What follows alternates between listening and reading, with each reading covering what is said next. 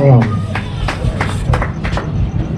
know everybody came from near and far to join us. We're most grateful for you putting in the training and the time and certainly the effort to want to be here. We're grateful too for Peter and his team to want to bring this event to San Diego.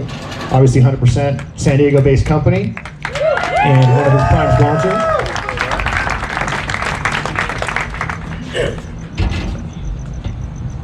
Far be it for me to leave a tripping hazard up here for Peter to trip on.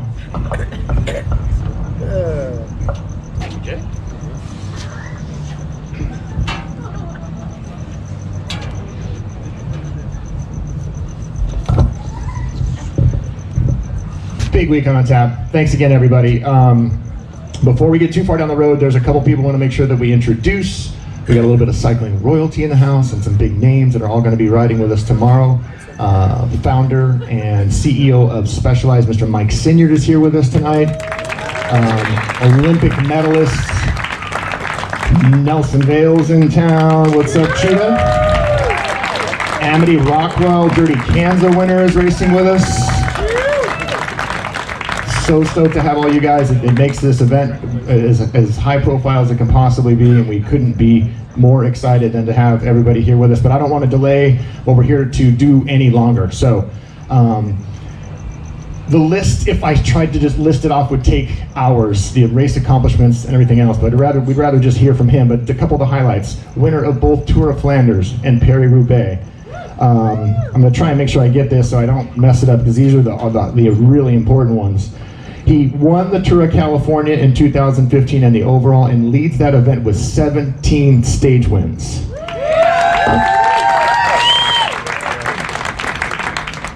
He is a 7-time and record-breaking winner of the green jersey in the Tour de France. Please give a warm Roadie-Oh welcome to Mr. Peter Sagan.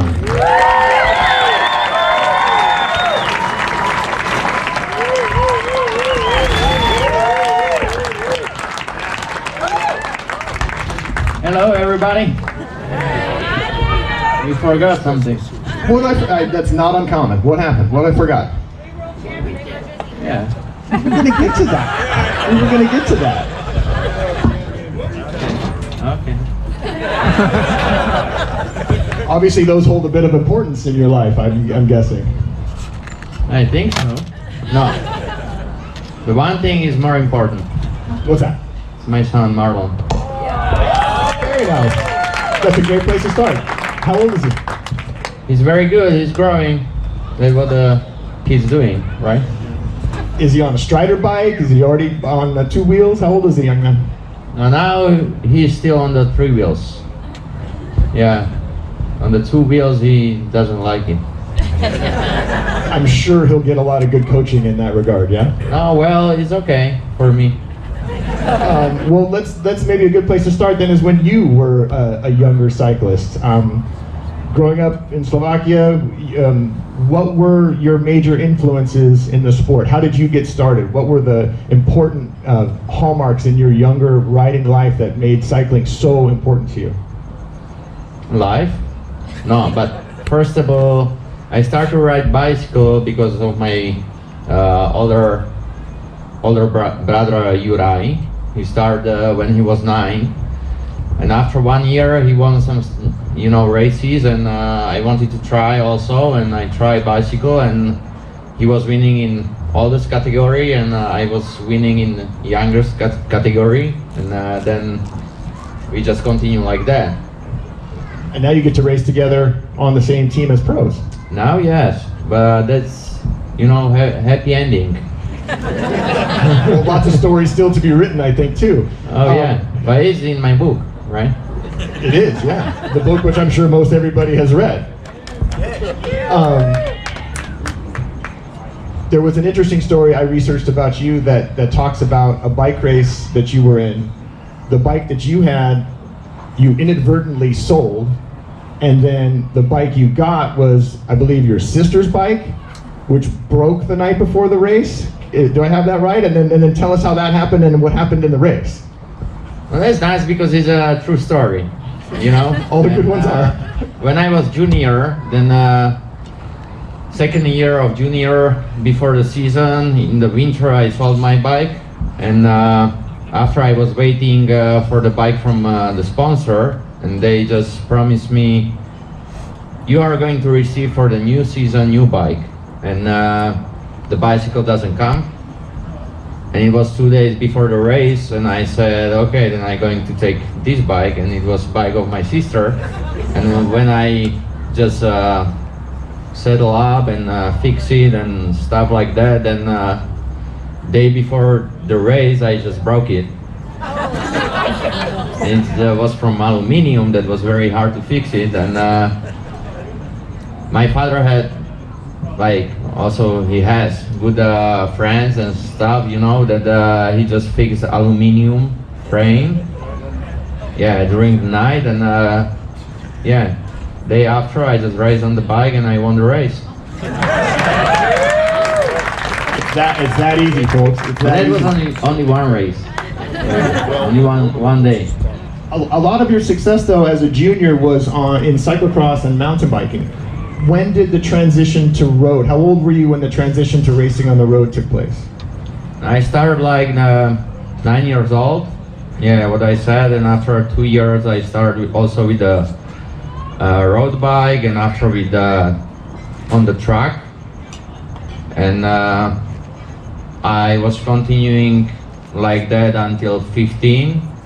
And when I was 17, 18, I started with cyclocross, because I wanted to get some world champion medal, you know, because I thought it's not a competition in cyclocross, and it's the easiest way to take the medal from world championship. Then I did cyclocross only for 2 years, and well, I did well. I took second. Pretty good, yeah. Yeah, and after I always continuing with the mountain bike and road bike, and when I was under 23, like 19 years old, it was like too much, you know, road bike, mountain bike, and traveling a lot, and it was like you have to focus or for one or for another. You cannot competing in everywhere.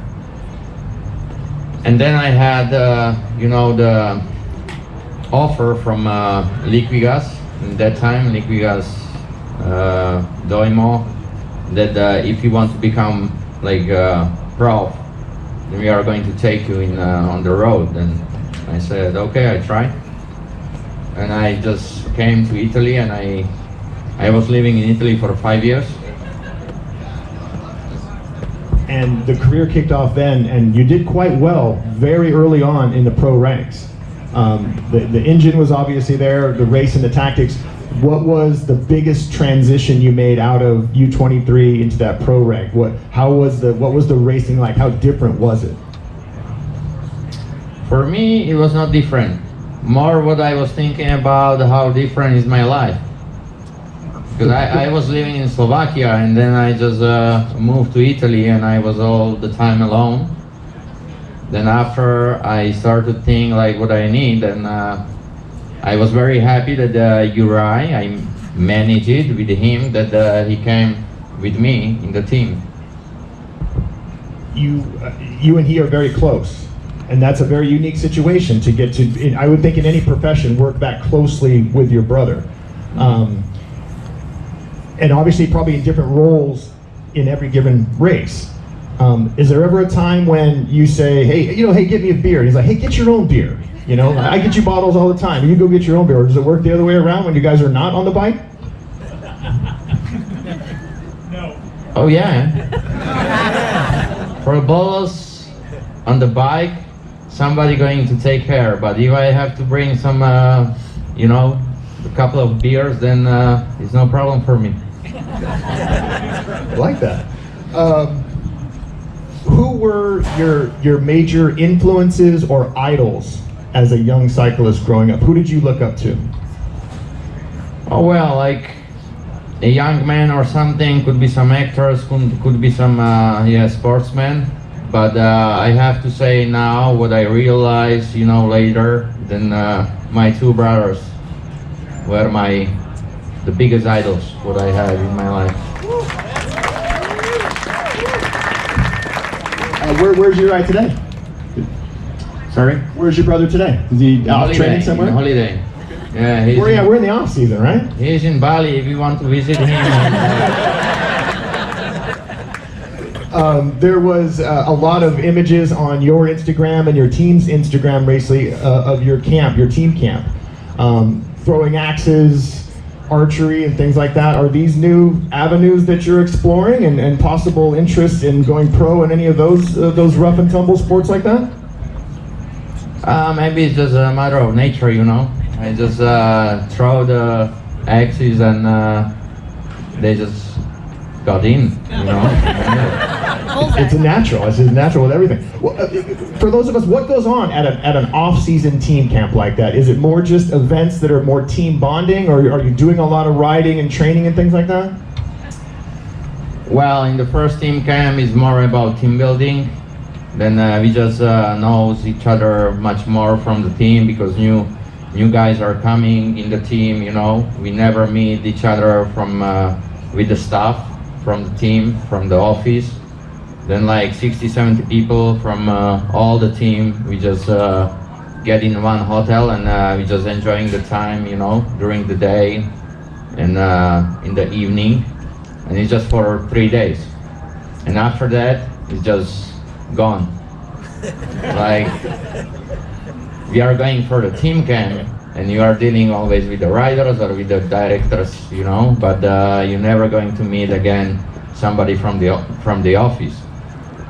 Yeah, you are writing them emails, but that's the first team camp what we have, 3 days. And then we have a December team camp, and that is already much more serious. Then you have to train, you have to work on you hard, and it's like that. And then we have another one in altitude, and you know, races, and after, you know, the shows must go on, you know. Well, we talked a little bit about that last night. It's a very aggressive, very ambitious schedule that you're on just as a professional from the training, and then you factor in the racing and the scheduling and things like that. Your year is scripted out almost to the day, right? Is that kind of the life that you lead in terms of both your training, your travel, and the racing and things like that? Once December, January hit, your life becomes very, very structured. Is that easy to handle? Do you enjoy that part of the profession? Oh, well, I'm enjoying much more now than in the season. We're enjoying it too. Well, let's talk about that. You're here in California. You're easy to say from a cycling perspective. You're one of our chosen sons. You have enjoyed a fantastic amount of success here. You won the Tour of California in 2015. If everybody remembers that, it was a very dramatic last couple of stages. You had to fight and claw and crawl your way up Mount Baldy to save time on the GC. The question is for you, knowing your prowess with wheelies, would you rather have to go and race up that hill again, or would you rather wheelie all the way up that hill? What do you think, guys? Yeah. Because after when I won the 2015 Tour of California in that climb, I think I lost 10 years. Or maybe more. I can actually remember you seeing, it was a couple years before that when you won the Big Bear stage, 2012 I think? 2010 or 11, okay. Already. Came up around the corner, and I happened to be lucky enough to be standing there as you crossed the line, and were laying there in front of me gasping for air in that very thin environment. As another big introduction to you to this state, what does the Tour of California mean to you? Like, there's got to be a special place for you with all those stage wins and all the great success that you've had here. Yeah, like directly when I came, 2010, I won 2 stages. Another year I won 2 stages, I think, and after 2013 I won 5 stages in Tour of California. Then I said, already something to miss to me, you know, like to be in Tour of California, and every time when I got here, I wanted to win the stage, at least one. But 2 years ago, I didn't win any stage. That's why I said again, like, you have to work on you, and you have to win the stages here. because I like Tour of California, and if I can make some show for the people, and they are appreciated. But I understood already 2 years ago that if I win or I don't win, like I have always my crown around,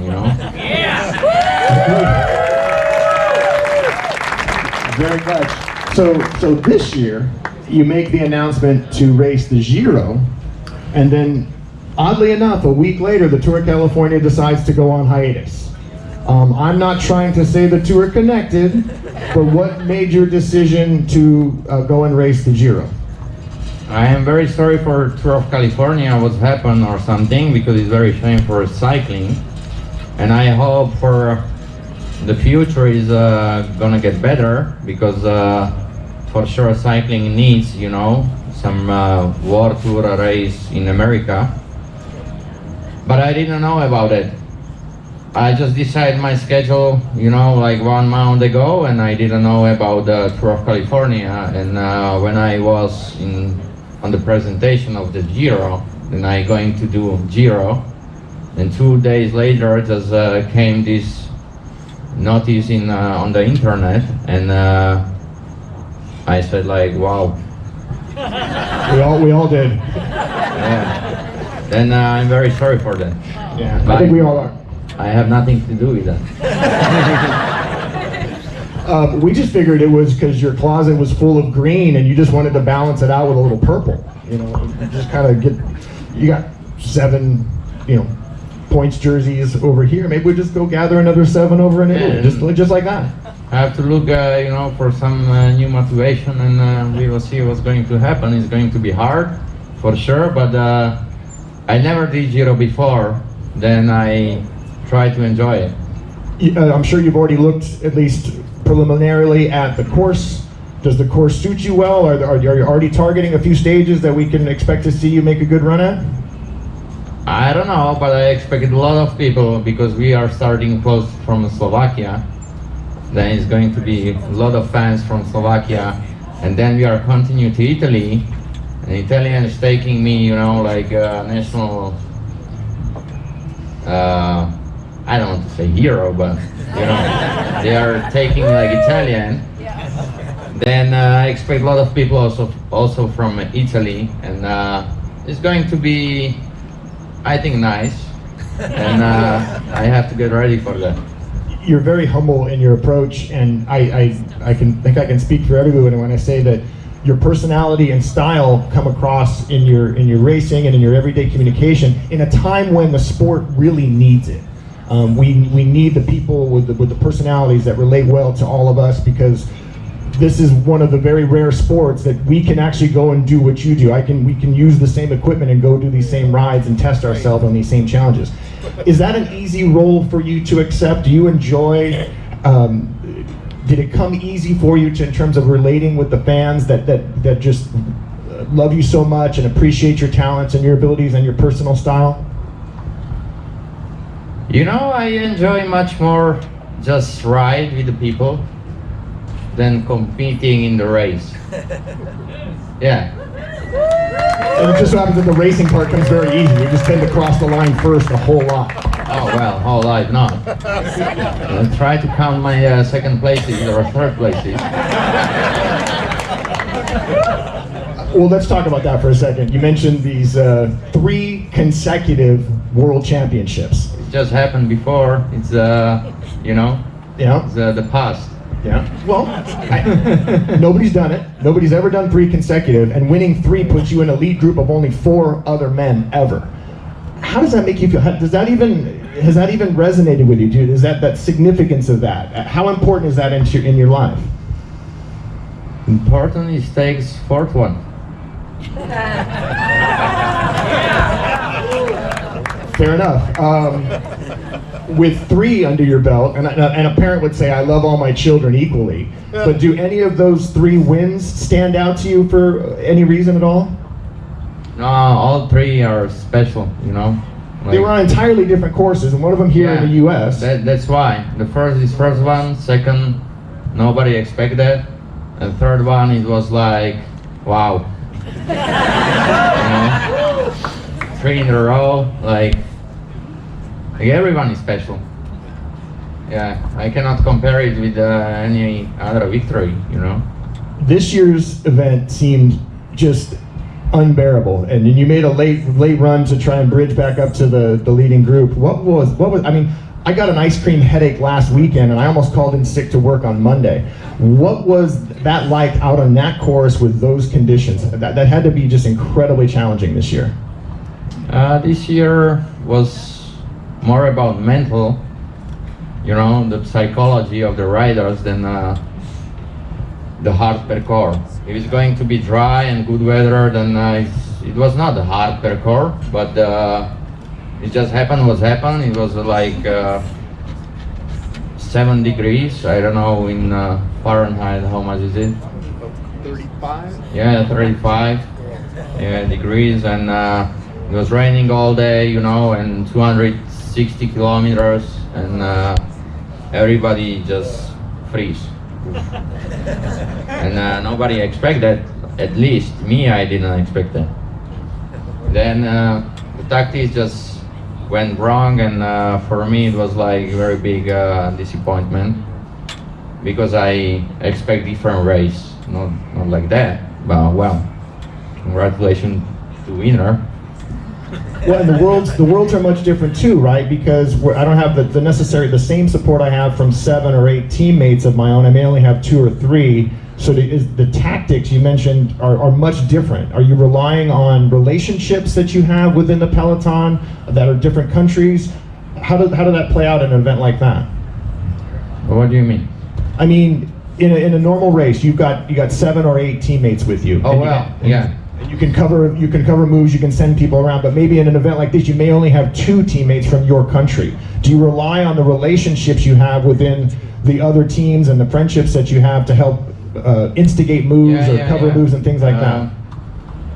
Normal race is always different with the team, because you are all the same, you know, 8 riders. But the World Championship, what I won, is always just weight, you know.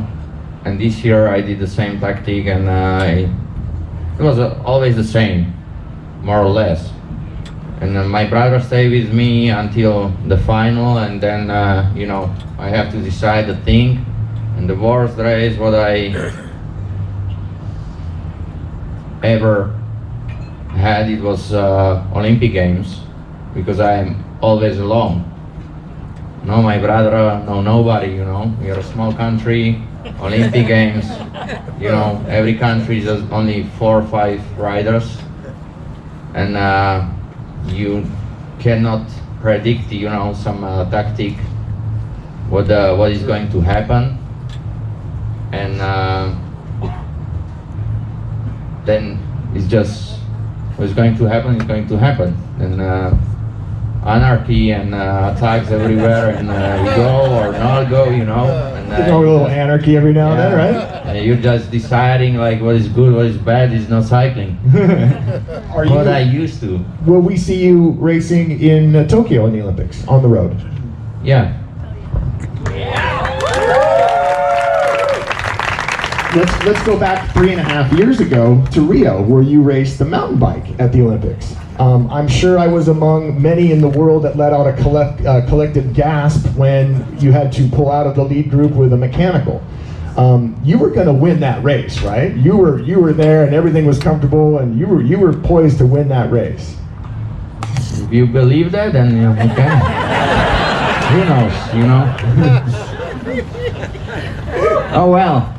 I'm very happy for experience and for what I did, and you know, I try, and I was very convinced to do my best, and well, maybe in the future I'm going to try again, but for sure not in so no double, Nick. We're not going to do the mountain bike road double in the Olympics. Not in Tokyo, yeah. Okay, maybe someday down the road. Winning the green jersey at the Tour de France is a major accomplishment, just once. You've done it 7 times, and beat Eric Zabel's record, who's here with us tonight. Almost 8. True that. Probably would have been if it weren't for a very unfair disqualification, I think most of us would agree. Already passed. We're moving forward. I like that. What significance does the record hold for you, knowing that no one's done it, and now you're going to go and try and set that bar so no one else will ever win it? Is it more important that you just win, or is the record, the fact that you hold the record, very important? Well, try ask me after 2, 3, 4, 5 years. Not now. When we've got 8, 9, 10, 11, 12 green jerseys hanging in the closet.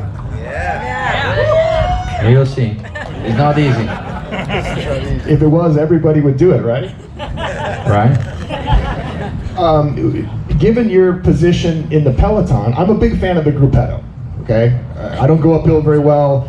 Given your position in the peloton, do you get to control the gruppetto on those very hilly stages, and you decide what the pace is and who gets to ride where? I tried a few times. And I just said, gruppetto, you know, and Cavendish was screaming gruppetto, or another guy was screaming gruppetto. And nobody just don't care. You know? And I said like, okay, then it's always better just go for yourself. Fuck them. Like,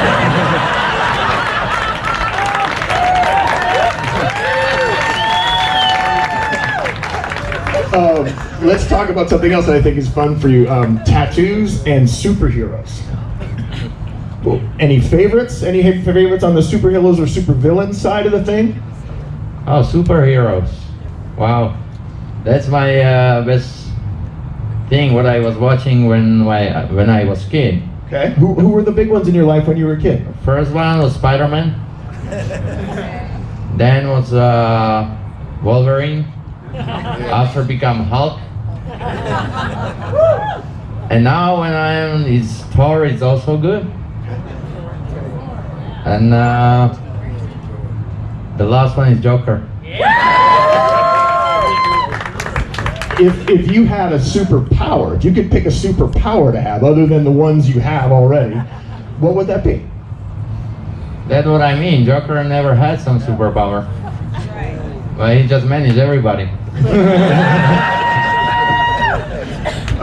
And then the tattoos. I know you've got a couple very vibrant, very interesting ones. Are there more on the horizon? Do we have other things that are going to be etched onto your body?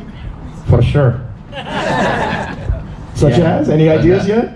Yeah, I have ideas, but it's never time to realize it, you know? Will we see that on the Instagram one day and it'll pop worldwide? If somebody is interested, then for sure they are going to take some photos. I think everybody's pretty well interested in stuff like that. Okay.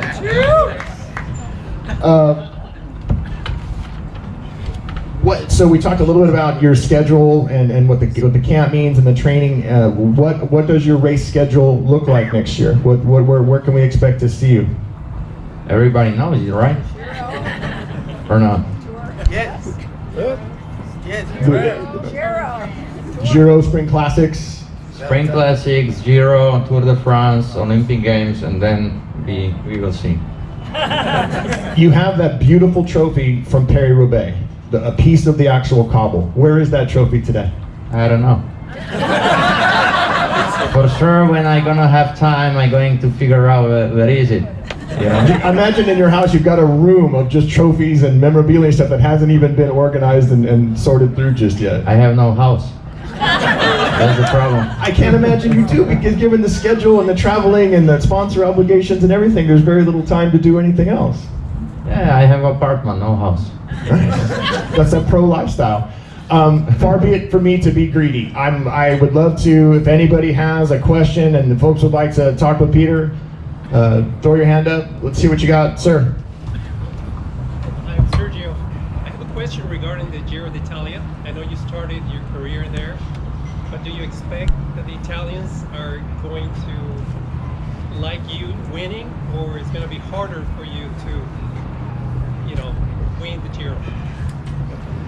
Win the Giro is going to be very hard for me, but I'm sure that the Italians going to hope that I'm going to win something. Because that's not sure. Anybody else? Please, young lady. First, there's somebody down here Oh, please, yes. Do you have any pre-race rituals that you do? She asked about pre-race rituals. Any rituals or maybe superstitions that you do in your preparation for getting ready to race? Yeah, I training every day.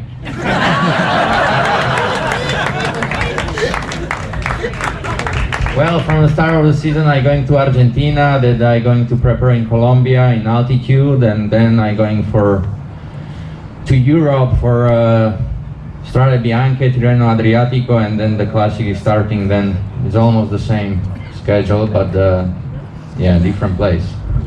You spend a lot of time in Colombia. You had an event similar to this in Colombia not too long ago. Tell us about that, and what is it about being down there that you like so much? Oh well, like the Fernando Gaviria just explored me all the Colombia, and then he just took me there last year, and I said it's very nice and beautiful place, and well, we spent 10 days for holiday, and after I saw some places, and always from the start of the season we are going for altitude in Spain, in Sierra Nevada, and it's like, it's okay, you are 2,300 meters, but every day in the morning it's snowing there. No, not it's snowing, but sometimes it's also cold and good snow. Then you have to drive by car 1 hour and a half to the sea and train downstairs, you know, down on the sea level. Then you have to return back 1.5 hours, and you finish your day at 8. Then you have to go eat, then you have your massage, and you know, day by day, 21 days, just repeating all the time the same thing. Then I said, it's not better to go to Colombia and you have good weather, and you're training in altitude, and you are more relaxed. All the altitude without all the cold. Yeah, that's why I want to try that preparation, you know, and well, I like Colombia. They like you, like the rest of the world. There was another hand up on the side there, please. Yeah. So you're about to turn 30, and a lot of times when we hit a milestone age, we're like, I have to do this before I turn X. Do you have anything that you still would like to accomplish in the next couple months or before you turn 30? Well, if they are going to move Giro before my 30, then it's going to be okay. But I have already something, you know, in my mind. Ooh, stay tuned. That's exciting. Sir. Do you get, Peter, do you get to go do anything that's fun, that's not cycling, that's kind of dangerous, like motorcycling or skiing? Or does your team say, hey, you can't go ski or moto or do all these other fun things because we need you to, you know, just be a badass? What is dangerous, you know? Like, nothing is dangerous if you use your brain a little bit, or maybe not, I don't know. But, well, I have a lot of things what I cannot to do. From the contract, from the team, from, you know. Oh well. If you don't leave, then you are dying in your life, you know. Then sometimes it's also good to go against the rule. And the next step, what I have to make the parachute, you know, skydiving. Bucket list. Yeah, I was organizing that in 3 weeks ago, but after it was not possible because of bad weather. Okay, maybe next time. Please, in the front. Are you going to make any more music videos? Oh wow. We will see. I like the ones you did. Yeah, thank you. It was my idea. You obviously have a lot. You have a lot of very innovative and creative sponsors. We saw some wonderful pieces here. That's got to be a lot of fun to work with brands like that are putting you in interesting situations and letting you blasting with a baseball bat and riding in beautiful places as they're taking shots of you. Is that a lot of fun to do? Yes, depends. But a lot of videos is a lot of fun, and much more are coming.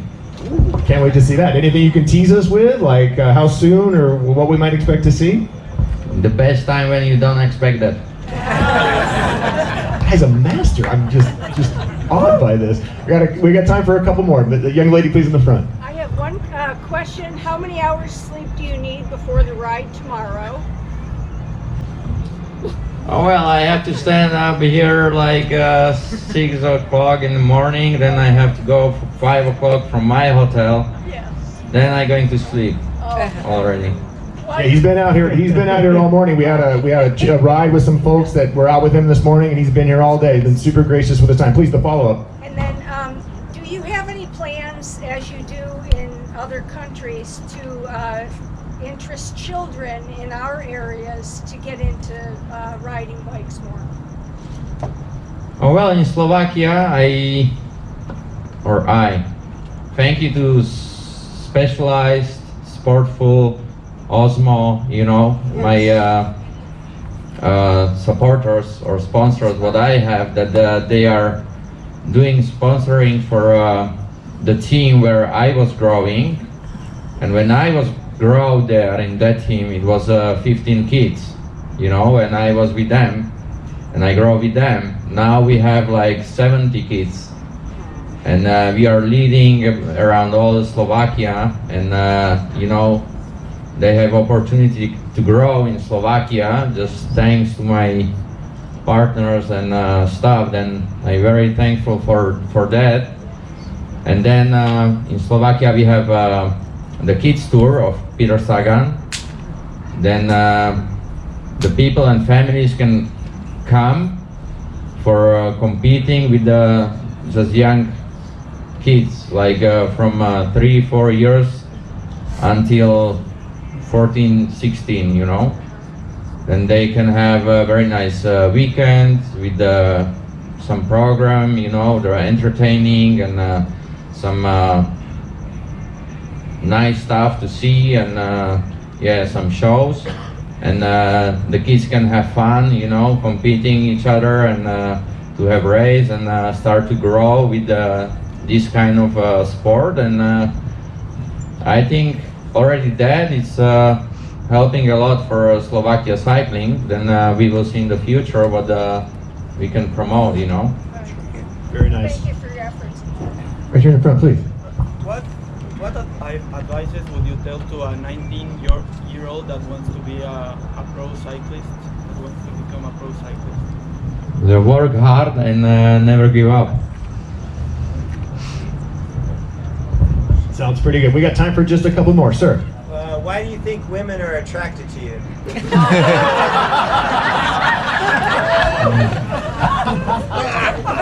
Well, only now or already before?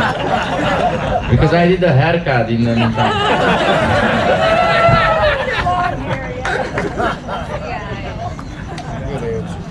That was a nice pivot off of that, brother. He wasn't gonna go there. That was smooth right there. This young lady right here in the front, please.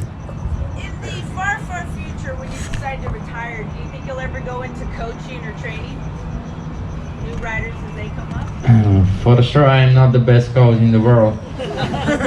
Because everybody telling me if they are going to do what I'm doing, then they are never going to come in their level what they are.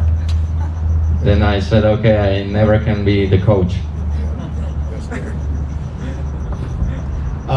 Maybe just one quick one, and then we've got to move on with the rest of our evening, sir.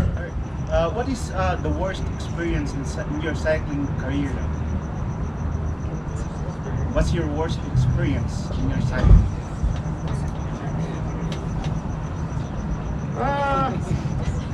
Well, good question.